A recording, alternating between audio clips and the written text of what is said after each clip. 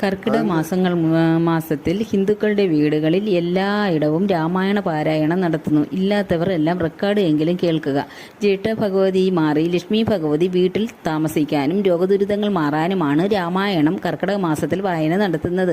രാവിലെയും സന്ധ്യയ്ക്കും 10 മിനിറ്റ് നേരം ജപിച്ചാൽ മതിയാകും. കുളിച്ച് ശുദ്ധമായി ശ്രീരാമന്റെ പട്ടാഭിഷേക ഫോട്ടോയിൽ വിളക്ക് വെച്ച് വായന തുടങ്ങാം. തറയിൽ ഇരിക്കരുത്, പലകയിലോ മാറ്റിലോ ഇരിക്കാം. ഗുരുക്കന്മാരെ സ്തുതിച്ച്, വാൽമീകി മഹർഷിയെ സ്തുതിച്ച്, ഗണേശനെയും സരസ്വതി ദേവിയെയും നാരായണനെയും ശ്രീരാമനെയും ഹനുമാൻ സ്വാമിയെയും സ്തുതിച്ചുകൊണ്ട് തുടങ്ങാം. വാൽമീകി സ്തുതി ഇതാണ്: കുജന്തം രാമരാമേതി മധുരം മധുരാക്ഷരം ആരുക്യ കവിതാശാഖാം വന്ദേ വാൽമീകി കോകിലം. മലയാളത്തിൽ ആണ് രാമായണം ചൊല്ലുന്നത് എങ്കിൽ എഴുത്തച്ഛനെ സ്തുതിക്കുക. രാമായണം മലയാളത്തിൽ വിവർത്തനം ചെയ്തത് എഴുത്തച്ഛനാണ്.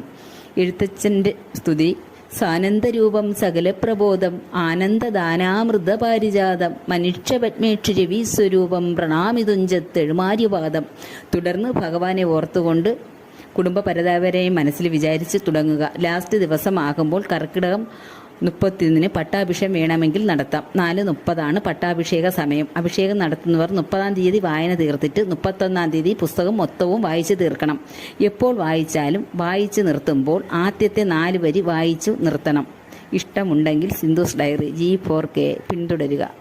നമസ്കാരം.